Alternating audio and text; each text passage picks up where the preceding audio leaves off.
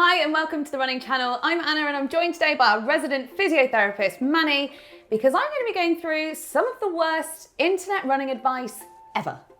So, what we're going to do, Anna's going to read out some of the internet advice she has seen, and I'm going to tell you why it's not the advice you should be following at all. Before we dive in though, please do hit subscribe and tap the bell icon so you get notified when we upload new videos all about running, which we do every week. But for now, Manni, brace yourself. There's some pretty bad advice coming your way. Okay, let's go. Let's get stuck in. Let's do it. Number one, go out fast in a race so that you can bank time. Well, no, this is not one we should do, okay? Straight off the bat. Research has shown if you run your fastest speed within the first part of a race, you tend to slow down at the end of a race, okay? So, save yourself. We know that the fastest runners at the end of a race tend to be the people who have paced it the right way.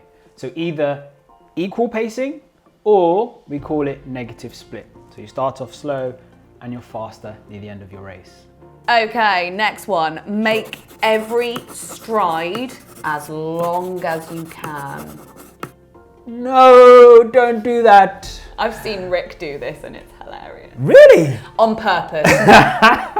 Not because that's how he runs. Rick, I'm coming to gate analyze you. I want to see this. So guys, listen. With your stride pattern, it's all about being comfortable. We need to think about how much flexibility we have in our hips, okay?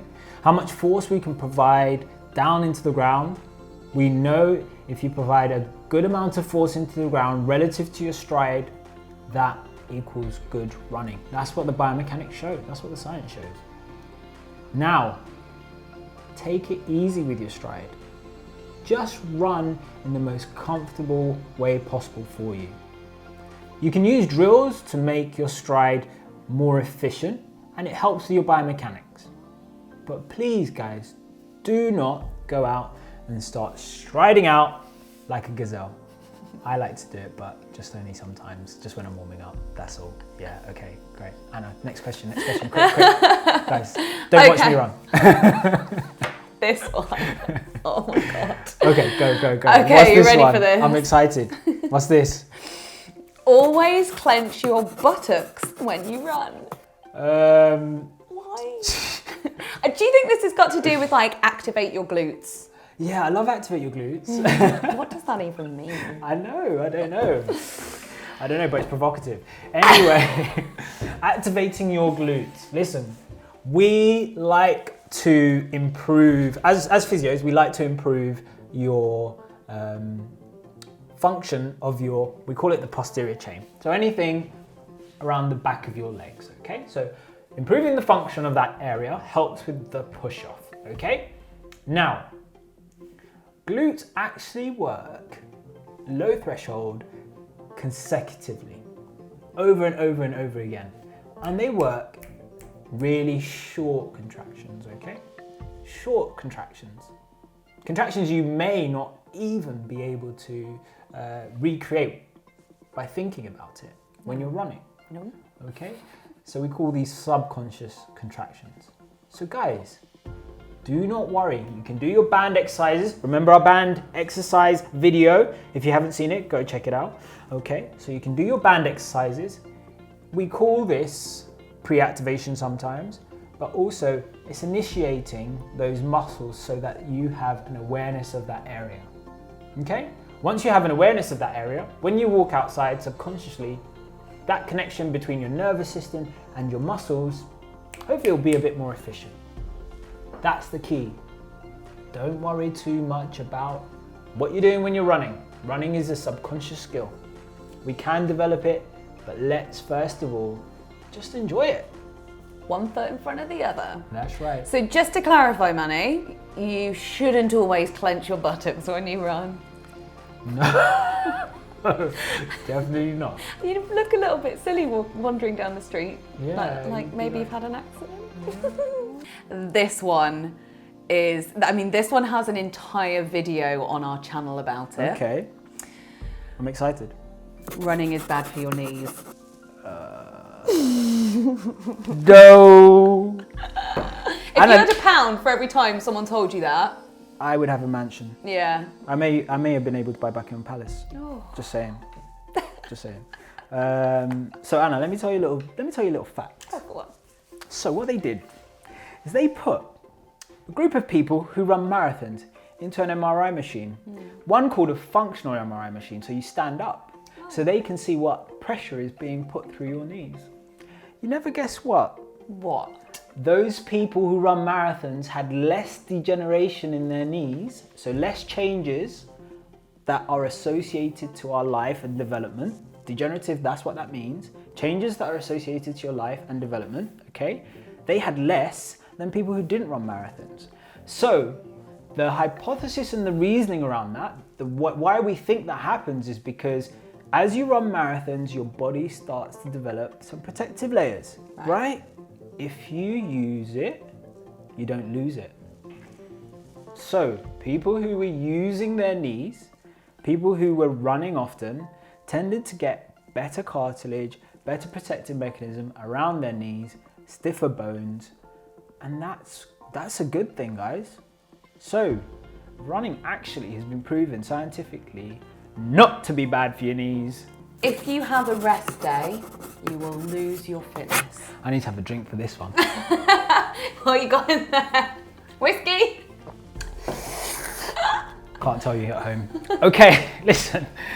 Rest days, they won't make you lose your fitness, okay? It's really important to understand that. Your fitness will not be lost by you resting for 24, 48, even up to 5 days.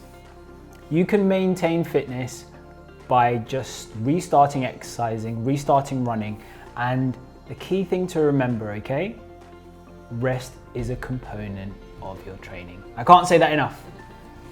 We're going to get a t-shirt made for you. I think so. I need it. Rest is a component of your training. I need that, definitely. And then I'll give it to all the patients who don't like to rest. We'll pop it on the merch store. Check it out. There you go. Okay, this one is a real common one that's a bit of a lull. Okay. Because Yeah. I think you're going to be really mad, but I do it. Oh. Here we go. The first mile is the warm-up.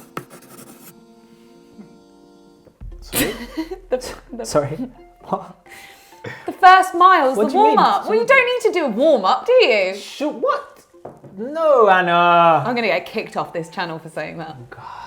We're going to have to go out. We're going outside in a second to do warm-ups. And warm up. We're going to have to do warm-ups, okay. When can we run? The thing is, Manny, I just love running so much that I just want to go out and run. I'm when the I'm ready to same. run, I want to go and run. I agree. I want to run too, but warm-ups are such good primers for your body. It's all about that behavior. You know, you're getting your brain ready. Okay, right, this is what I'm going to do. You have a little ritual, okay? I have to shock you guys here on this video. Warm-ups actually don't have robust evidence to say that they prevent injury. Dum, dum, dum. What? I know. Wow. Yeah, but there is such a good ritual. So people can understand their levels, understand their parameters, understand when they're ready to go. Mm-hmm. And instead of slowly moving into a race, you can be ready at the start. Remember what we talked about in pacing? We want an even split or negative split, starting low, getting faster. So if you've warmed up, if you understand your gears, I sometimes like to call it, so understand how you feel when you're at race pace, or if you understand how you feel when you're just below it, then you're ready to go. Yeah. So do your warm up, do your drills, get your body ready, get yourself primed. We know that our muscles warm, our nervous system warm. It's gonna all help us. Don't look at me like that. Come on. I know. You can do this. What I will say is that we did do a video on you need to do this before every run, and I do now do those. Good. And I do feel a difference. There you go. So you should do it too. You can't run when you're old.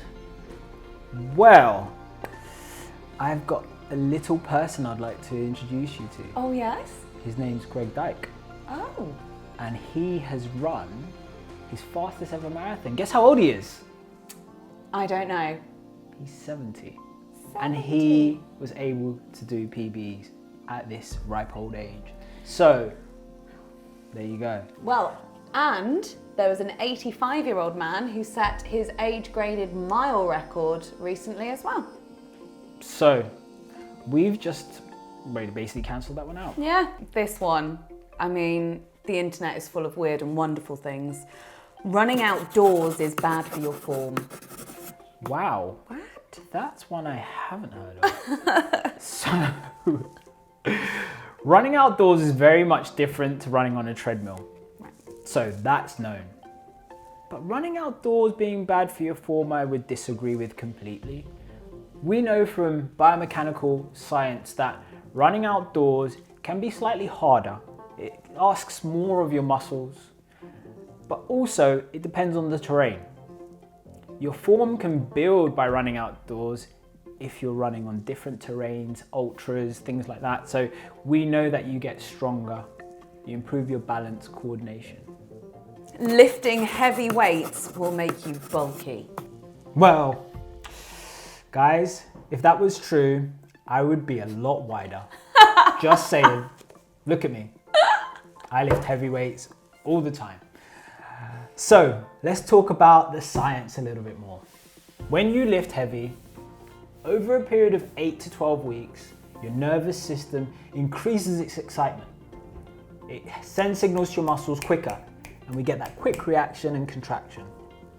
That helps with power down through the ground and helps us become more adequate at running, helps us become more powerful. So guys, lift heavy, excite your nervous system, and run fast. Love it. Controversial question, Clarkson. Okay. Barefoot running is the best at reducing injuries. Oh, Anna. I need a sip before we go through this one. This is gonna get juicy. Okay, let's talk barefoot running. Barefoot running. Barefoot running is all about exposing your foot and your tendons and your calf muscles to the most force possible. Now, that doesn't mean it's good, because you may not be able to accept that force. You may not have the durability to barefoot run. And that's why people have bone injuries, and they can have injuries to their shins, okay? So we know shoes that have a lower profile will increase the force in your calf muscles and your feet. Barefoot running, or any type of running, is dependent on the human being doing that running. That's why we're all different. We're all individuals. So we cannot just say, through a blanket statement, one type of running is better than another. No. It's just not possible. Also, if you progress to a different type of running over time, surely that type of running is good for you. So, I would completely disagree when somebody says barefoot running is the best type of running. The evidence just isn't there. The evidence shows, actually, it can be really detrimental, and it can lead to injury if it's not done right. An interesting one. Yes? If you run too much, Okay. you'll start to cannibalize your brain's grey matter. Whoa. So too much running makes you stupid? You've really gone in here. Wow. You've really been searching. The internets. Guys, let's start talking about something called neurogenesis. Neurogenesis is the nervous connections in your brain. When you run, you actually take in more oxygen. Your brain actually starts to develop better interlinks between different sections. So running is actually good for your brain. But just like anything, it's all about moderation. So if you run for hours on end and you do not take breaks, you will have issues. It's normal. Your body will start to break down tissue wherever it can. That's like when you see the Barkley Marathons documentary, and Yes. like ultra runners are toddlers when you get to the end of your ultra run, and it's like you lose the ability to communicate and eat and think. Yep, I've been there. Yeah? Yep, running ultra, been there. It was tough. Yeah. But we've got to think about it. Glucose is actually something we use everywhere. Now, if we have no glucose, our brain has nothing to use as fuel. So let's think about that. Key thing is, if we're running short distances, it's actually really good for your brain. Okay, remember that word, neurogenesis. Those interlinks between our parts of our brain increase. So in parts, it can be a really good thing. But just like anything, we need to moderate. So basically, if you're sensible about it, runners are smarter. Some. I'm sticking with it. Okay, I'm going to ring the controversial question klaxon again. Always land on your heels. It will help you roll forward, allowing you to launch off your toes. Well, this is very controversial. Now, foot strike has been discussed in science for generations. Guys, please do not advise somebody to change their foot strike unless you know what you're doing. We know changing your foot strike can actually lead to injury. In some instances, it can prevent injury or reduce pain, but there's a high likelihood that you will cause yourself an injury by changing your foot strike too soon and for too long a period of time. Here's the thing, your foot strike is dependent on your mechanics at your hip, your knee and your ankle. So this statement is not good for you. Please ignore if you can, because what we need to do is seek professional advice, understand your mechanics, and really make sure you're running comfortably, happily, and safely. So foot strike's all down to each individual person, what works best for them. Definitely. Also, footwear. Yeah. You know, footwear will change the way you strike the floor. Fatigue Yeah. will change the way you strike the floor. Yeah. You see a lot of the elites starting off mid-foot striking, and then as soon as they get fatigued towards the end, they might start heel striking. Exactly. I changed my foot strike. When I first started running, I was a massive heel striker, and I read on the internet that it was bad to heel strike, so I changed to a forefoot strike. Yeah. And suffered terrible calf injuries for about 6 months. That can happen. Wow. So Listen, Manni speaks the truth. I've been there. hopefully that's cleared up a lot of the stuff you'll read on the internet. I wonder if it's true. What's the worst piece of advice you've ever had? Let us know in the comments below. We could have a good old giggle at them. Definitely. And thank you for watching. Thanks for all your support. And it's goodbye from us from the Running Channel. See you next time. See you soon.